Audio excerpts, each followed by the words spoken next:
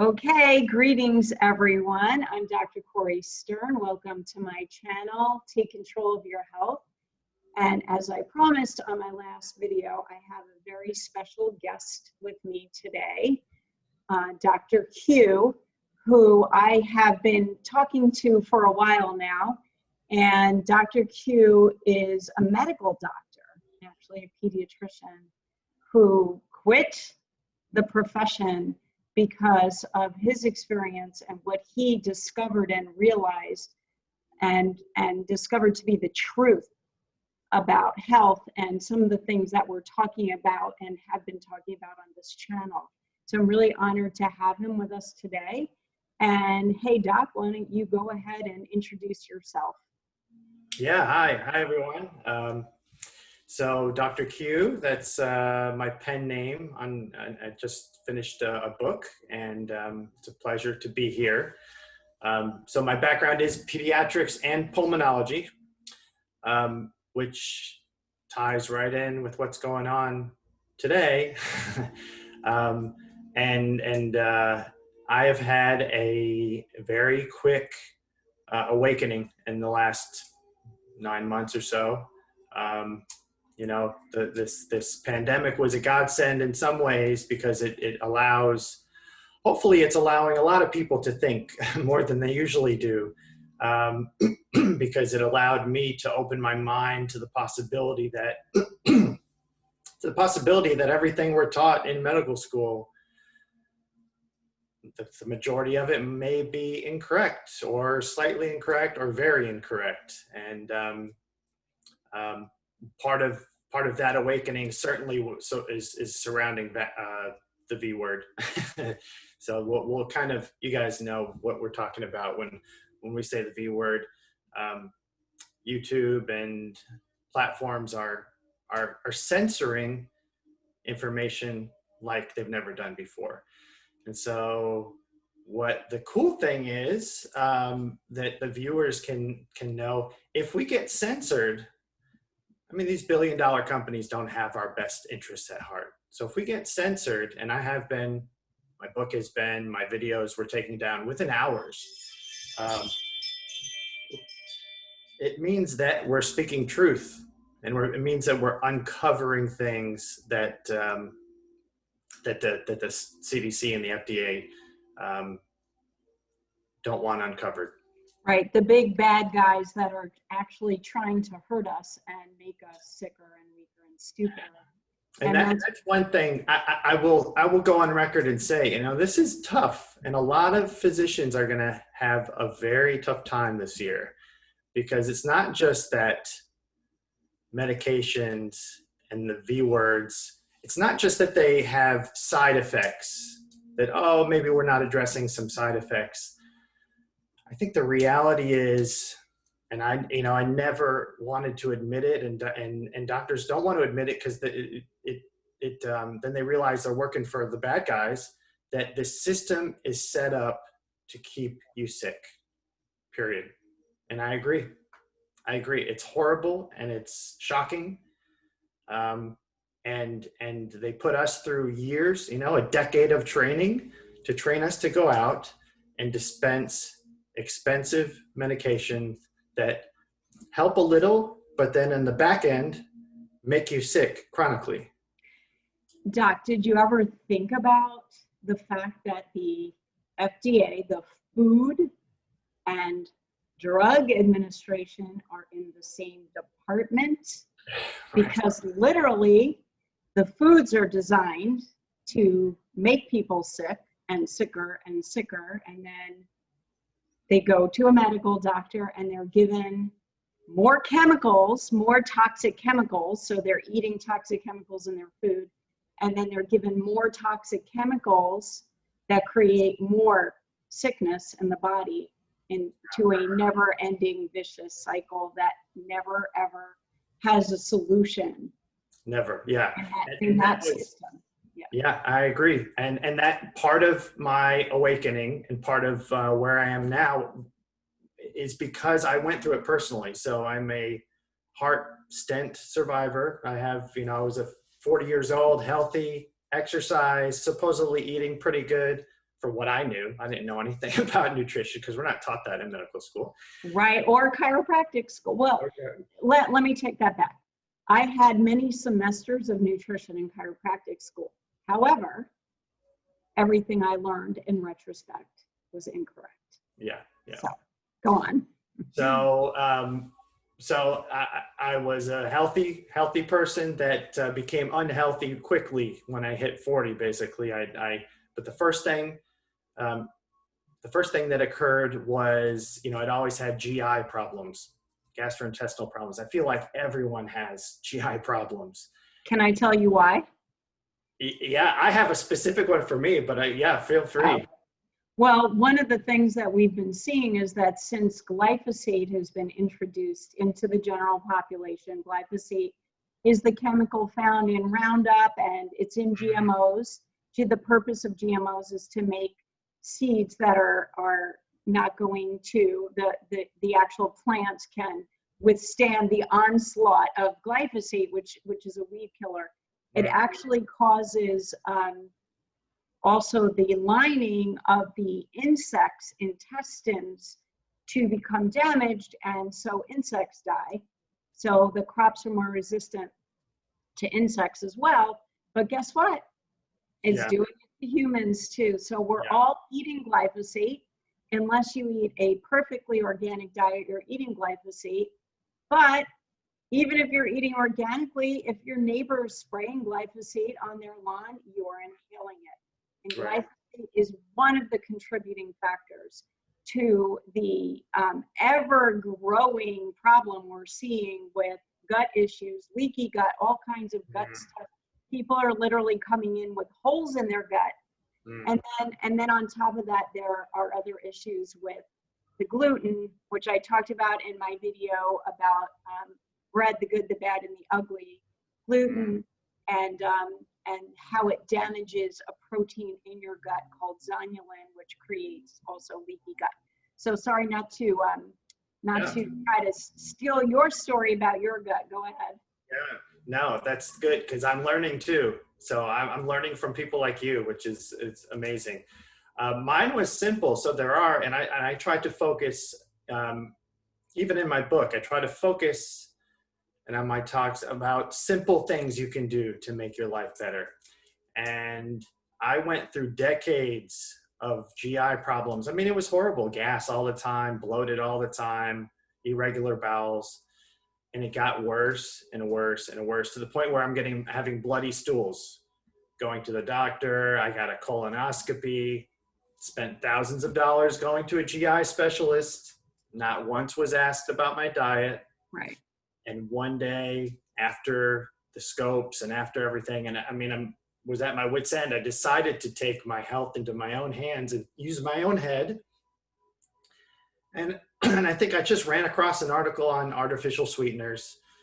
And I'm like thinking to myself, well, you know what? Maybe I will stop. I'm just going to try. Because I was drinking Diet Coke and I was putting Equal in my coffee every day. Oh, so let me tell you, this one little switch improved my quality of life. I stopped that. And when I tell you, I had 25 years of problems that stopped in a week. And that's still eating all the other stuff that you're talking about. That was such a trigger for me. And I think that there's a genetic predisposition. Definitely. So you're like this because my daughter is exactly like this. If I give her artificial sweetener, she's bent over in pain within an hour.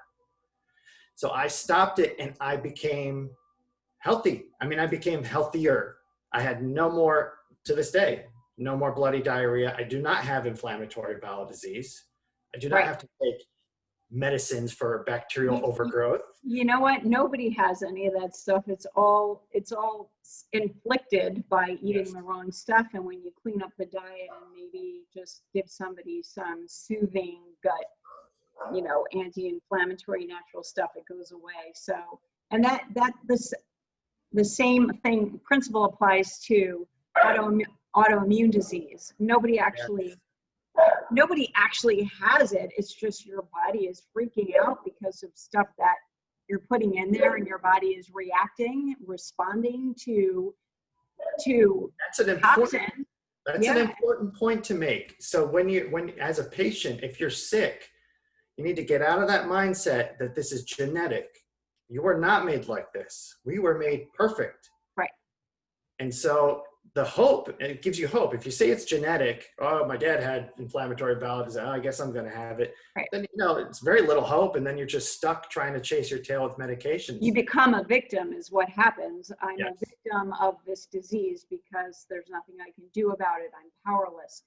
And, Reality is that you can do something, right. like exactly what you're doing, helping people do. Right. But there is something, this is not necessarily a genetic death sentence, but there is something that happens genetically down the generations that can be reversed. But there is a thing. Have you ever heard of the Pottinger cat study? No. Okay, you're gonna love this, and there's actually a book called I think it's called the Pottinger cat study. So just very briefly, he was a medical doctor, Dr. Pottinger, in the 50s, who was trying to develop an adrenal medication. And what he was doing was he was surgically extracting adrenal glands from cats and trying to create a medication from the adrenal glands. And he noted that some of his cats that he performed the surgery on did really well after surgery, and they thrived and they were fine. And other of his cats either died or became sick. And when he took a close look at it, he found that the cats that did well were the cats that were farm cats that hunted, that ate raw food, that ate birds and mice and things that cats are actually supposed to eat in the wild. And the cats that were not doing well were the cats that were fed the processed, canned cat garbage food, what I call cat junk food or animal junk food. Yeah. And he actually did a study. Then he became intrigued by it, and he took two groups of cats and he fed one group a raw food diet and the other group a processed food diet. And he followed and studied their health markers over 3 generations. Oh, wow. And the 3rd generation of processed food cats has had all of the diseases that we see in our human population now. He had, cats with diabetes and kidney disease and heart disease and osteoporosis and arthritis and infertility and even mental illness. And then he took the 3rd generation of sick cats and he started feeding them a raw food diet, and it took 6 generations to reverse the damage done down the gene line. So it is reversible, but it is only reversible when you take all of the garbage out of your diet and out of your body and start to eat real food. The food started becoming processed in earnest in this country in the 1920s with the invention of the refrigerator. So what generation of Pottinger cat are is we in? Born today?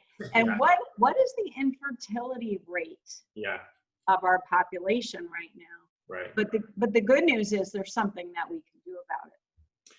And I think it's always nice because some of this stuff can be overwhelming to people. And so, it's like I tell people just to pick one thing at a time. Just pick one thing at a time. For example, another story in my book outlining how bad the food additives are, So that's the first thing you can do. You cannot sit there and complain that you're sick and not read ingredients. So you have to start. It doesn't mean it's going to be tough. Doesn't mean you have to avoid everything because you might not be able to eat. but you start reading ingredients. And so Takis were a thing for me. I was feeding my kids Takis, believe it or not, a year ago. And one day I decided to look at the ingredients, and the last ingredients in Takis, it's this three-letter ingredient, and it says antioxidant. So antioxidants are supposed to be good. This is an antioxidant. It's a stabilizer for paint and varnish. That's what the antioxidant is for freshness. And so me and my kids did something, this is how we wake up kids too. We researched it, we put it in Google, and lo and behold, there's warnings. It kills plants. You're not even supposed to use it on your plants. It kills plants, and it's poisonous to humans. So that's part of what I think people need to start doing, is just being aware of what they're putting in their body. One of the things I tell my patients all the time is the most important thing you need to know about a food label is if it has a label, it's not food. The other thing I tell them, and so for example, if you buy an orange, it doesn't have a label with ingredients on it.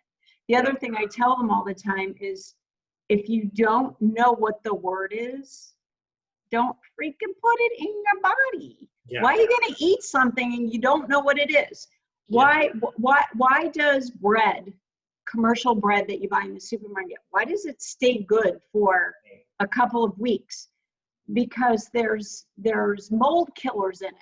Well, if you're eating a mold killer, what is that doing in your body? And by the way, speaking of killers, your artificial sweetener aspartame was originally designed as an ant poison. Oh gosh. Yeah. Mm-hmm. Yeah. So, and I think getting back to what you were saying before about, this is like difficult for people to swallow, because the first thing you have to do is you have to realize that the big letter organizations, F, the Drug Administration, the food and the drugs, we're made to think, and as physicians, the CDC, we're made to think that these are altruistic, good institutions, and that if something passes through this, that it has to be good. And I'm here to tell you, it's not. And that's, part of what my book outlines. It's coming from a doctor, because there's not many doctors out there doing this. There's definitely more chiropractors and certainly a lot more naturopaths saying this. But I'm saying it coming from allopathic medicine, regular doctor, the things that we were taught, and the brainwashing that occurs in physicians to believe that if a drug or a food additive is in the population, then it's okay. And it's just not true. It's not true. And you have to really, so I think we're going to learn a lot about this in the next year. The government is not on our side all the time, okay? And it's sad, and it's hard for people to wake up to this, and it's disheartening, but as soon as you accept it, then you have the power in your hands to change. You have the power in your hands, and you have all this information, and you can really improve your life just by having that knowledge, because that's the biggest thing. If you go around, if you go around your entire life, like most doctors do, thinking, I don't need to do research on the V word, I don't, because it's already gone through testing. It's perfect. No, it's not true. It's not true. And these truths are going to be revealed. I mean, they have to be revealed, because this pandemic is absolutely absurd. And so you have the leading people in the CDC telling you to wear masks and to social things that are absolutely insanely wrong. So that's going to have to come out. And so when you have the top leaders exposed, then it's going to be a trickle-down effect. Then people hopefully are going to wake up and say, well, okay, if this guy was lying about masks, if he's lying about coronavirus, if they're lying about this pandemic V word that, they're trying to come out with 5 different V's to cure this illness that's already done, then once we realize that this is a big scam, then the world's a different place. I mean, it's a little scarier, but the information is powerful, and it really can help you get healthier. My whole purpose in having this channel, and I tell on almost every video, I say, I am not doing this for any kind of compensation. I'm not interested in money. I just want to educate people so that they're ready, because it's easier to wake up and see what's really going on around you when your body is clean, when you're not nutritionally deficient. Yeah. When you're nutritionally deficient and toxic, you can't think straight. You have brain fog, you have all these symptoms, you don't feel well, you don't have energy. When you have no energy, you feel like crap. most people, what they do is they eat something with sugar in it to try to help themselves get through the day, and they've just made themselves worse by doing that. So the purpose of this channel, and most of the people that watch this channel are already, they already know and they're already interested in what can they do, how can, you know, how can they take steps, how can they be in control of their own health.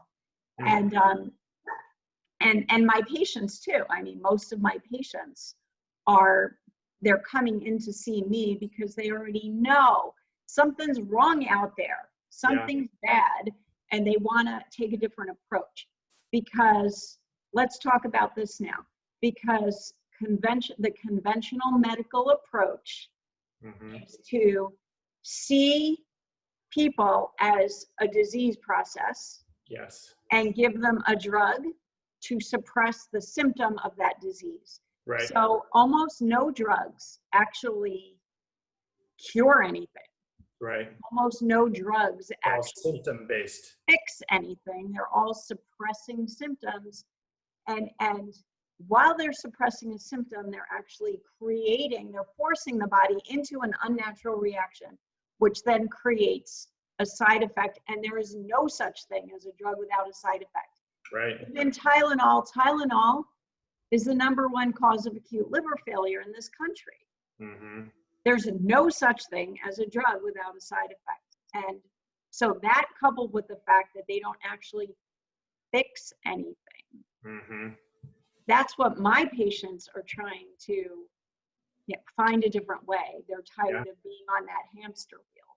Yeah, and it's a, you know, when it's been going on, like you said, since the 20s, it's an evil, complex plan.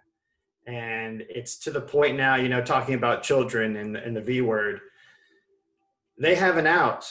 The reason they have an out, not also because they can't get sued, which is absolutely ridiculous. I want to make sure everyone knows that feed companies cannot be held liable for any damage that they cause. There is something called, there's a court that you can go to and get some minimal compensation if you can prove that there was damage. Right. But okay, so let's just lay the groundwork, and I'm sure most people listening know this, but just in case you don't, there are no safety studies done, and there is no liability. Right, no liability, and they can tell you that a study was done, but the study is done and it's short. And guess what? The studies are done by the same people pushing the medication or the V word to make money. And then what they definitely don't do is a cumulative study. So that's what you would really need to do. You need to have a population that was perfectly well, that has never had a shot, and then study that versus kids now, they give, 60 doses? They don't study how they interact. They only study one at a time. And so they hopefully get small percentages in these you know, the effects. And then, interestingly enough, I discovered, this is part of my awakening, sitting in my office one day, at the end of the pamphlet, so you always look for the inserts, always ask about the inserts. At the end, they have the side effects listed, and then at the end, they have reported illness. So the reported illnesses are paralysis, autoimmune disease, death, SIDS, skin disease. I mean, it's a laundry list, arthritis, rheumatoid. It's a laundry list of every single childhood disease and every single adult disease known to man. And so then these are the reported cases. And then they have a little asterisk that says, oh, well, we can't quantify the percentage. So we can't tell you how often this occurs because, you know, it's just someone reporting it. So it could be 1 or it could be 10,000. So they don't compare it to the population. So we have no idea. All we have is reported illnesses, and the list is so horrendous. And this is why I don't believe physicians can work, especially if they're working for a healthcare company, because it's illegal to inject someone with something without informed consent. And informed consent for every one of you, if you're taking a medication or you're getting a shot, we're supposed to, as healthcare providers, tell you the pros and the cons. And they'll tell you the pros, oh yeah, all day. The cons, they tell, you know, fever or soreness in the arm. No, no, no. To have true legal informed consent, they have to read you these side effects, and they don't do that. They have medical assistants giving it. So every year a flu V is you know, given. Employers make you give them, or make you get them to keep your employment. It's insane. And it's truly, I mean, this is a federal offense. So that's why I left. I mean, I don't know when this comes out, the billions of patients that have received shots without informed consent is staggering. I mean, it's like, talk about lawsuits. There needs to be, and I think, you know, RFK is leading the way, but there's going to need to be compensation to the public. Really, I think that's where hopefully all of this goes, because we have been given medications and shots, and nobody's been informed, including myself and my kids. And one of the things that I've looked into very deeply is the heavy metals that are used as what's called adjuvants or an additive in these V things. And the purpose of them supposedly is to help activate the immune system. And a lot of people don't realize that heavy metals are considered a toxin by the body. Sure. And when anytime a toxin enters the body, no matter what it is, any kind of pathogen or, you know, a germ or a toxin enters the body, the immune system gets activated to go try to handle and take care of it and get rid of it. Mm-hmm. And when you inject heavy metals directly into the bloodstream, the immune system is activated, that's the rationale for doing it. Activate the immune system so the actual, whatever you're injecting, the dead virus or the live virus, whatever it is, the immune system pays attention to it. Now, when you eat heavy metals, okay, so people do eat heavy metals by accident. You get exposure to heavy metals. They're in some of your dental amalgams, and yes, mercury in fish, and metals are very prevalent in the environment. They're in more things than you would ever realize. Even cigarette smoke has metals in it. So you're always having exposure. But none of that is going directly into your bloodstream. The only way to get it directly into your bloodstream is to inject it directly into your bloodstream. Right. And when you eat it or inhale it, there's a whole bunch of body processes that happen to at least maybe kind of handle it to some degree, to break it down a little bit, to digest it. You have protections, you know, in your mucous membranes, in your digestive tract.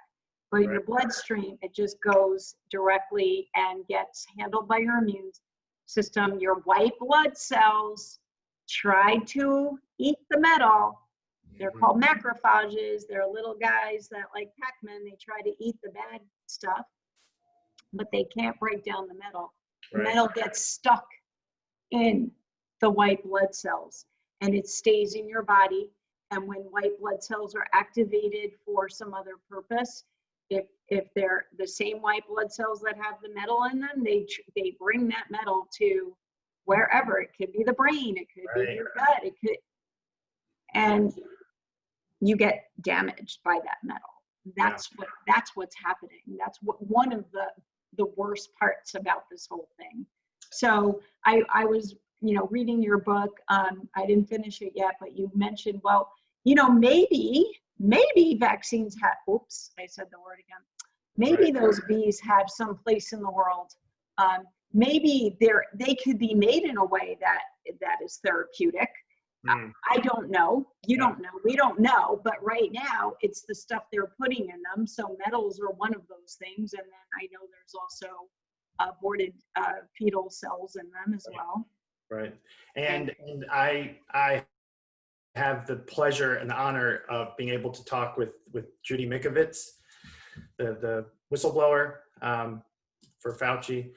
And let me tell you, it's not just the metals. Like the evil truth is they spend billions of dollars and decades of work to figure out how to put certain DNA or RNA in these things that activate certain illnesses in you.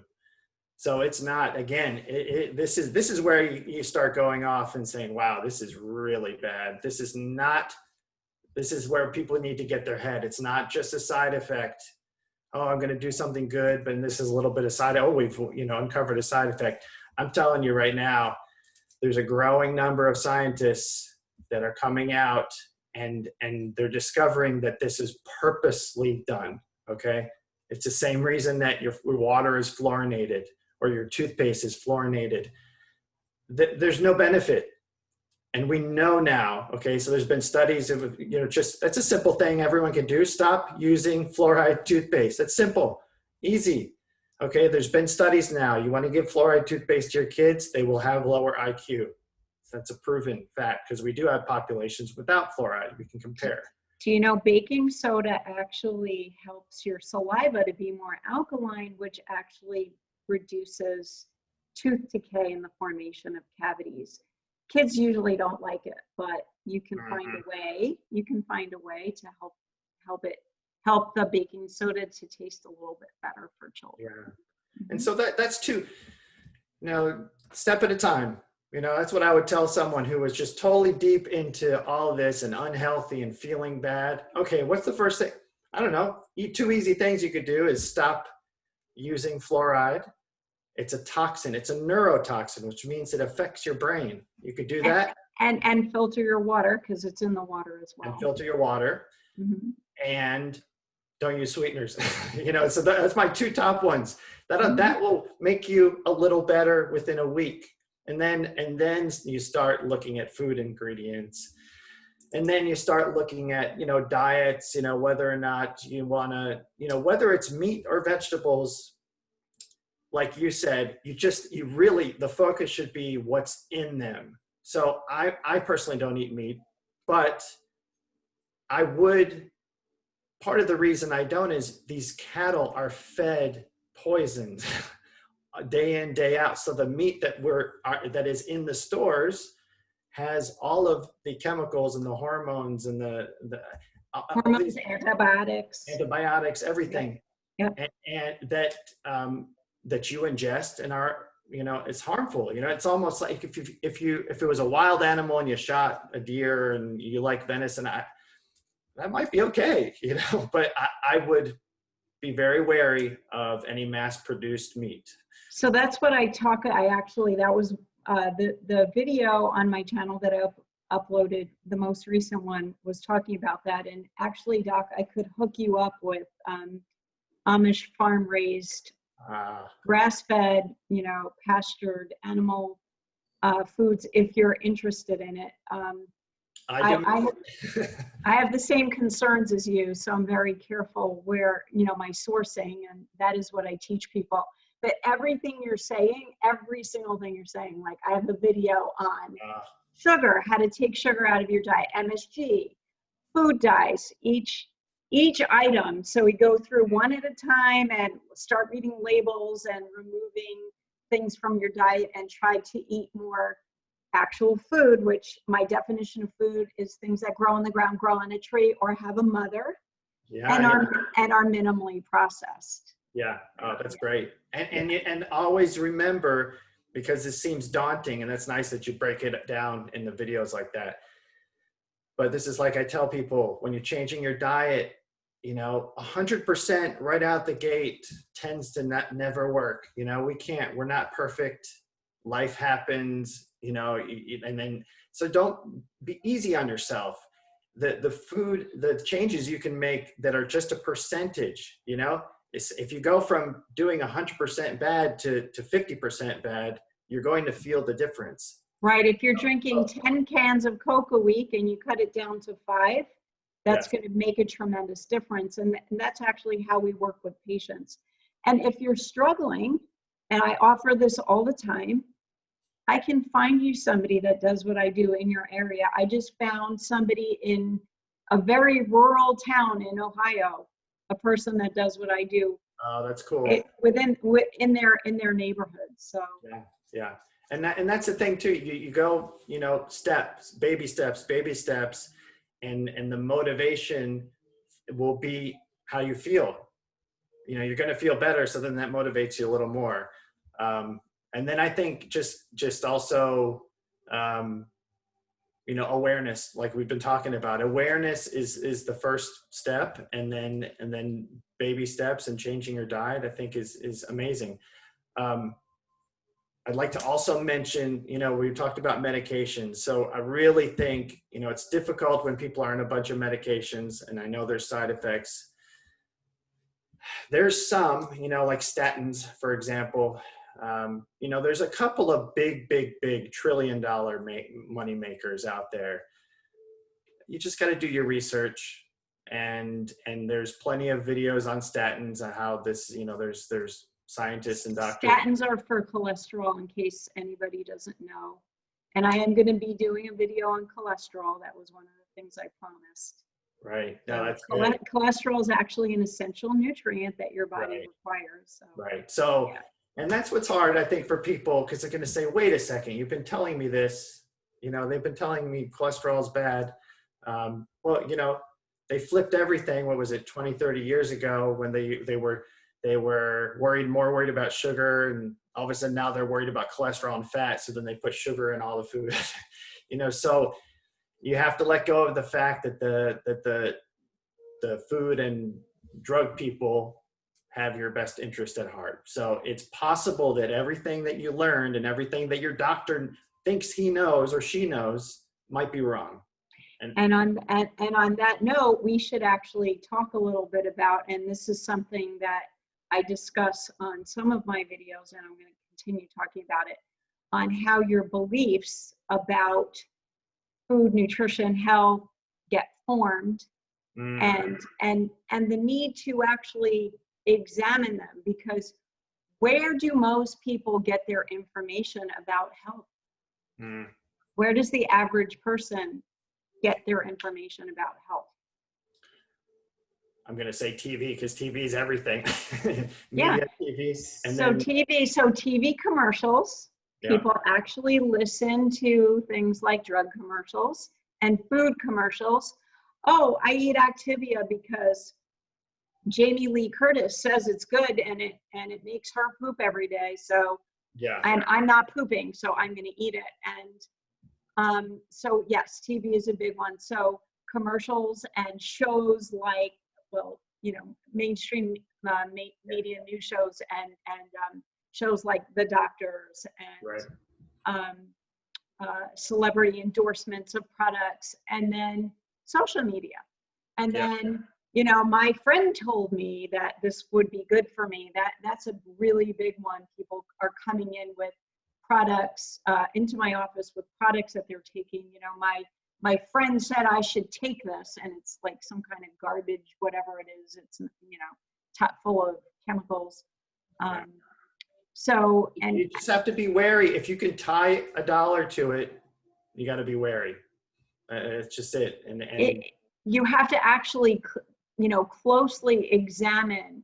So here's another thing.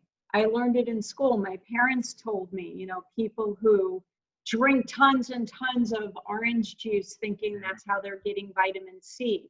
And there's very little vitamin C in commercial orange juice. So there's also things that they put in it that don't show up on the label. Do you know that? There's something called flavor packs that they put in commercial orange juice that's originally derived from oranges, so they don't have to put it on the label, but it's chemicals. And the juice sits in vats for like a year before it ends up in a container on the store shelf where you're purchasing it. That is so disgusting to me. Yeah. But people are drinking that thinking they're boosting their immune system. Where did they learn that orange juice is good for you? Maybe it was in the 1800s. Right. Yeah.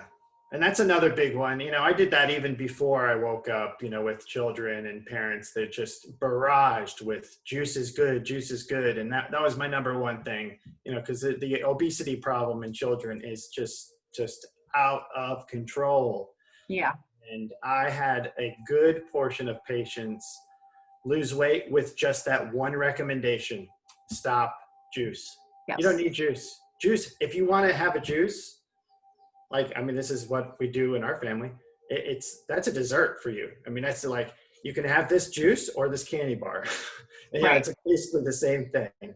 So to have that, and you got to always think of daily cumulative, so if you're doing something daily, like if you're having one juice a day or two juices a day, multiply that times 30 and figure out how many grams of sugar and how many calories you're putting into your diet. And that's why it's not that hard to lose weight for some people. If you just have to pick one thing, if you can change one thing and do it for many, many, many days, I was calculating 20,000 calories kids were drinking in a month, 20,000 just for drink. And that's not even counting their food. Yeah, So and not to mention away. chocolate milk and the fake juices, the Hawaiian punch and So if you take that away, and it's like, if you take that away and you add up the calories over a month, they drop 2 pounds, 3 pounds. I mean, they didn't really change their diet. I said, don't even worry about what you eat yet. Just do that one little change. That's the same thing for adults. If you find yourself, if you're a Starbucks person and you're getting one of those lattes, if you do that 5 times a week, add up the calories over a month. And then the cool thing is, if you stop that and you don't do anything else, you don't even exercise, you will lose weight, because that's about 30,000 calories a month. It's just little changes like that. Here's another thing that you may or may not know. Eating GMOs causes you to gain weight. So that's part of the obesity issue that we're dealing with in this country. And that people from other countries, when they come here, if they're from a country where they were not eating GMOs and then they come here, they start gaining weight and getting sick. So where I practice, I'm in New York City, and the actual neighborhood that my practice is in is, I would say that I have people literally representing every country coming in as patients. And you see patterns with different parts of the world and health. So my patients that come from Caribbean island countries, they get better in 5 minutes. They get really, really sick after they've been here for a few years. Yeah. And then you clean up their diet and give them a few, I use what's called whole food supplements, and boom, like sometimes in a week, they're like, whatever was wrong goes away. And then you see people from other parts of the world where it takes them forever to recover. So a lot of it depends on the food that they grew up in. So a lot of third world countries have had GMOs introduced into the food supply now. So we're starting to see what patterns are being created by that in different parts of the world. And then people like, okay, so my Mexican patients are used to eating tortillas made out of corn, and they subsist on that in Mexico. But then when they come here, all the corn is GMO. Right. Yeah. They immediately get sick. They get severe gastrointestinal stuff. Yeah. And then my Asian patients, and also many of my patients from Latin America, they're used to eating huge amounts of rice. And my patients from India and Pakistan, they're used to eating huge amounts of rice. And then when they come here and start eating this rice, they get sick. Isn't that amazing? Because you got to think, these people, they ate in their countries for thousands of years. Exactly. Rice all day, and they weren't fat, and they were fine. And then they come here and they do the same exact thing, and then we're telling them. And they get diabetes. Yeah. Yep. Mm-hmm. Exactly. So I just want to run something by you that I haven't really discussed with a medical doctor, and you might not have ever thought about this, but medications, almost all medications have additives, and they have dyes in them, food dyes. And I've studied food dyes extensively, and each dye has, its own toxic profile and literally creates its own disease. And I've wondered, and I've had people, think about this and ask me this too. I wonder if there's any interaction between the dyes in the medications and the actual chemical that the medication is made out of that's contributing to the side effects that we see. Right. I don't know if there's been any studies. I haven't looked into it. I'm curious about it. I don't think it's something anybody talks about. I don't think it is either. And it's funny you say that, because I did go on a little research kick one day, just trying to find, even if it's almost impossible, you can't even find aspirin without additives. You cannot. Right. You can't. No, you can't. Find Even the chemical aspect. baby aspirin has baby, Tylenol, whatever. It has artificial sweeteners. And it has probably similar stuff. When I was prescribing Singulair or Montelukast, which is an allergy pill, which is prescribed like water to children, because it's good and it's sweet, and the amount of psychological disturbances and personality changes, night terrors that I saw, and it's increased in the last couple of years. That's the interesting thing. That's like why I think they do it. It's a bait and switch. When it first came out, I don't think it was too bad. In the last couple of years, because we used to tell patients, look out for certain symptoms, but most of us would say, oh, it's so rare. I'm telling you, it was 50% of the kids I was seeing that when they would take this, I mean, the parents would just be like, they were a different person. It was like they were insane. It's like you angel child to demon child within a week. Night terrors, waking up screaming in the middle of the night. That's odd. That's so how much mental illness is caused by medication or additives? I mean, I saw it myself, and it's an easy study because you take them off it and they're literally better in a week. They go back. Their personality changes on these things. And even kids that are not on medications that are having behavior issues or so-called mental illness, which I don't think is an actual thing. I don't mean to invalidate anyone with a diagnosis of mental illness, but I do think that there are ways of correcting it so that you don't have it anymore. So the children that I see that are not on medications that are having whatever, hyperactivity, attention deficit, focus issues, anger management issues, what's the other one? The defiance disorder. Oppositional defiance. Yeah, all of those things. If they're not on drugs, they're all being caused by nutritional deficiency because their moms ate crap while they were pregnant, and then they start feeding the baby maybe formula that's loaded with chemicals and synthetic nutrients, and then the kid, I had one kid whose mom was addicted to Doritos. She was eating Doritos the whole pregnancy. Once the child was able to chew, the child was eating Doritos. Doritos are loaded with MSG. MSG is a neurotoxin. Wow. And what's the worst thing you could do to a child or a human with this is give them methamphetamine, give them crack. And right. ADD medications are actual, it's a compound very similar to meth, or cocaine. Yeah. Or cocaine. Yeah. That is always, in my mind, always been insane. That is just insane. It is.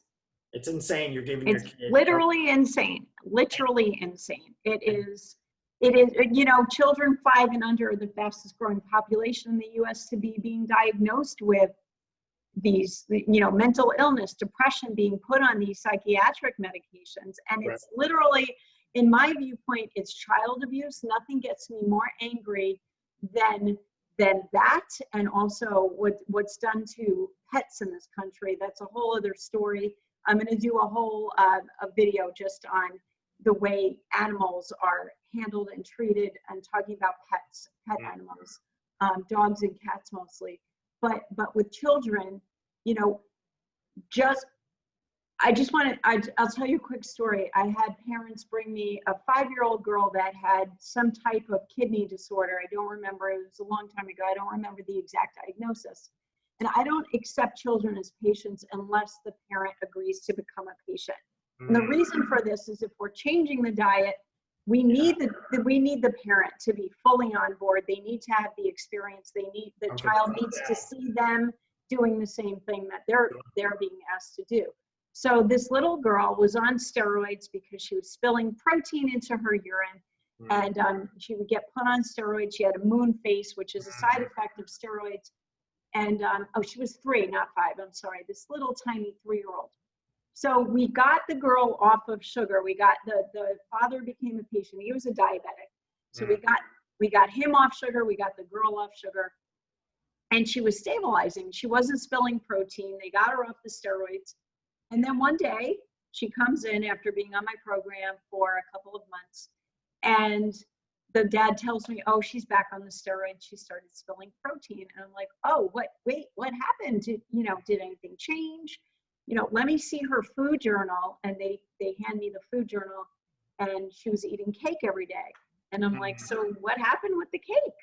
Yeah. Oh yeah, well, we were in the supermarket, and she kept pointing to it, and she really wanted it. So we said, oh well, we'll just give her a little cake. I lost my stuff, and I don't do that very often. Yeah. And I said, let me ask you something. If you were in the supermarket and she was pointing to a bottle of Clorox and telling you that she wanted that to drink, would you have bought that for her? And he goes, well, no, of course not. And I said, well, this is the same thing. You're killing your child. And I ended up having to dismiss them as patients after really trying to get them to keep her sugar intake under control. They just were not able to do it, and it was so sad. I don't know what ended up happening with that girl, but to me, it's child abuse to feed your child poison or to give them drugs that are poisonous. Yeah, and it's there's something that's happened in our culture in the last 50 years. I mean, my kids know it's you are the boss. You can't come into I had patients do that all the time. Come in with an extremely obese 10-year-old, and then try to look at me and try to blame the 10-year-old. Mm-hmm. Yep. You're buying the food. Right. You're buying the food. So it's your fault. And guess what? Parents are allowed to have rules, and you're allowed to have discipline, and you're allowed to tell your kids what they can and cannot do until they leave your home, until they're adults. Period. That's your job. That is your job as a parent. So anything that your child is doing, it's all under your control until they leave your house. I know they can sneak stuff when they're out, but you can set an example. Number one, that's the most important, is living the life that you want your child to live. You have to live it. That's number one. And number two, they don't have to be happy all the time. They don't have to think you're best friends. Right. That's not your job. You can love and be discipline your child. And loving is giving the child structure and teaching them how to control their health, how to control their nutrition, and thus how to control their life. And that's actually one of the principles that we teach our patients, is how to get control over those things so that they can then help their children and their pets to live the healthiest life possible. Yeah, that's great. Yeah. So we've gone an hour. I usually like to keep these videos brief because people tell me that their attention spans are not that long. Yeah, although I do find for myself, when I'm watching a long video, sometimes I'll watch half of it and then I'll get to the other half. With something like this, you don't actually have to watch it. There's nothing special about our faces going on here. You can just listen. But I do want to highly recommend Dr. Q's book called Eyes Wide Open. I will put a link in the video, in the description, to the book so you can order it. You can actually get a PDF version. You can get the actual book itself, and you can also get an audio version of him reading it, which is what I ended up doing because I was trying to read it and not actually finding myself sitting down and able to turn pages. Right. But I was able to read it while I was making breakfast and doing other things. So that's, one of the things I would recommend that you do. It's an excellent book, and we didn't really even talk about, I was hoping to talk about our lives and some parallels that we had, because you had a really challenging childhood, which you go into in detail, and I could totally relate to it. I had a really challenging childhood as well. And I don't know about you, but I feel like it actually ended up preparing me for who I am today and what I'm able to do and the way I'm able to help people. Yeah. And that's what, so I wrote this book. It's pretty personal, and I do disclose a lot of struggles that I've had. And I think it's important because it's these struggles, you know, everyone goes through them, including your doctor, including our leaders. Everyone does, CEO or farmer or doctor. We're all going through these We're all human, right? We're all human. And so this book is about that journey for me, and it's about me waking up to everything that you're talking about as a physician. So it's a great book for people to read if they want to. Also, I go in, how do doctors get brainwashed into thinking all these things are correct? And so it goes into, you know, medical school and how we're trained, and then it outlines a lot of the current situations that are going on right now. And it gives a lot of hope. So you haven't gotten to that part yet, but the end is there's a lot of hope. And because with all this new knowledge that we're learning about, there's hope, there's new cures, there's cures and therapies I know on the way, and the world's going to be a much better place. So thank you for having me on. Yes, thank you so much. And if we get a good response, maybe we'll have a part 2 to this. Sounds good. Yeah, thank you so much. And make sure that you subscribe to the channel if you haven't already done that. And share this, please, with people that you know need to hear this information, because that's the only way we're going to help enough people. We need to get as many people who need this help. We need to get to as many of them as we can. And this channel is still small, but I'm hoping that it will grow. Just so that's my only satisfaction, is knowing that I'm reaching a lot of people. Awesome. So go ahead. Did you want to say something? No, I said awesome. That's great. Yeah, no, it's just get the word out. Even when it's falling on deaf ears, it's not actually deaf. People need to hear it a little by little, and sometimes that's why I like this book, and sometimes they need to hear it from a doctor, you know, that they trust. And I'm telling you, you know, what you're saying is right on. So great. Thank you so much again. And we'll see you all again soon. Thank you for tuning in and listening. All right.